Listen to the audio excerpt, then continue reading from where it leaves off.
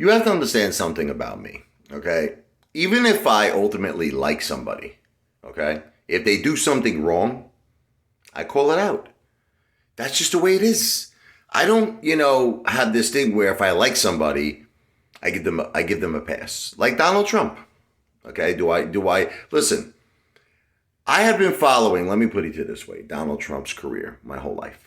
I've read all of his books. I've studied his life. I know so much about Donald Trump that even at the Trump organization, when I met with the vice president of marketing, okay, she was even blown away.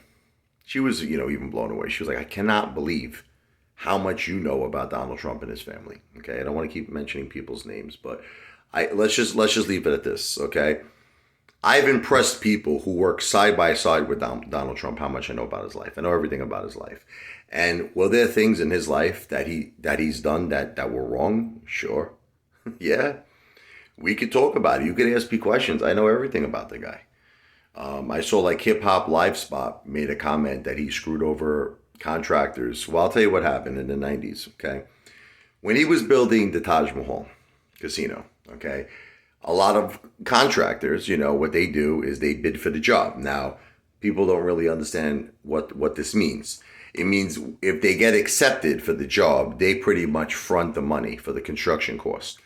And then after they complete, buying all the materials, hiring, the labor, completing the job, then they submit payment.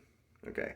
So in many cases, yes, when he was going through very tough financial times in the early 90s, Donald Trump did go to these contractors, from what I've read, and offered them pennies on the dollar.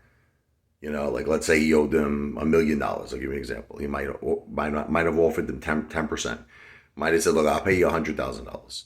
And they were just like, what are you talking about? We'll go to court. And ultimately, not him personally, but his casinos did in fact go bankrupt into Chapter 11. And it was just too much. He had to pay, like the Taj Mahal, he had to pay $1 million a day in interest. No casino was generating enough revenue to take that on. People don't realize in the early days, Donald Trump didn't use really his own money. It was all bank loans. And in the case of the Taj Mahal, it was junk bonds. So it was just tremendous interest that ultimately he was never able to catch up with it. It was just too much. It was too hard. It was too much debt. And that was the end, basically. But yes, there were contractors. I don't know exactly how it turned out. I don't know, if they settled out of court for pennies on the dollar or if they fought him and never got paid. That I cannot confirm. But I do know that there was many cases where local contractors, American hardworking companies suffered. I've actually read that one of them, I think, had to go actually bankrupt because they laid out so much money when Donald, didn't pay them. I think they had to go bankrupt. I watched a video on that. So certainly, Mr. Trump, okay, has made his mistakes in his life. I mean, that Trump University thing was insane. And I never understood why he did it, because this is a guy who has so much, money, and he has so much backing that he probably could have built a better university than friggin' Harvard. And I don't understand why he went that route, like where, it was just like, I don't know what you want to call it, but it was like these people worked in the restaurant industry. I think there was a guy who was like the manager of Texas Roadhouse, was like one of the people that was mentoring, these poor innocent Americans that were giving up to $35,000 with the hopes of getting rich, with the hopes of learning all of Donald Trump's secrets. And he ultimately, he didn't plead guilty to anything, but he ultimately paid, I think, $25 million to settle that. So the guy has certainly made mistakes. I mean, I could actually stay on the phone with you for a very long time when he built Trump Tower. From what I've read, he used Polish immigrants.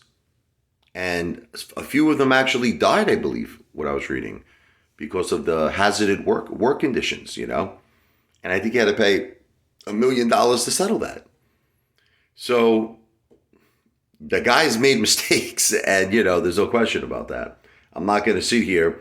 One of his biggest mistakes might have been meeting with Ye and that, whatever that guy, Nick, whatever his name is, that white supremacist, because it's, he should condemn it. Like, he didn't really condemn it enough, that meeting. He just said kind of like, look, I didn't know who these guys were. I didn't know who this guy Nick was. Ye brought his friends, whatever. Okay, it's not good enough. He should condemn it. He should condemn all white supremacy. He should condemn what Ye's doing. He should condemn all of it. And I don't think he's really doing that much. And that might hurt him.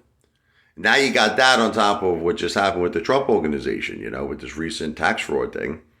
And it's starting to catch up with him. This might affect his 2024 bid. The biggest thing I think is the meeting with Ye. Ye's going like completely like bat crazy. He's out of his mind, that guy. I love Adolf Hitler. I love Nazis. Holocaust never happened. I'm not laughing. Please forgive me. I'm not laughing because it's pretty sick and insane what this guy Ye is saying. And I just believe that Donald Trump really needs to condemn it. He should just say it on Truth Social. He should say it everywhere. I condemn what Ye is saying. I condemn white supremacy, and I should have never met with these guys. If I would have knew what the meeting was going to be about, if I would have knew what who Ye was bringing, I would have turned it down. But in my opinion, he hasn't really done that. So I think it could affect his bid for the 2024 presidency if he doesn't condemn it. That's just my opinion. This video is not financial advice. I'm not a financial planner. I'm an entertainer. This video is for entertainment purposes only.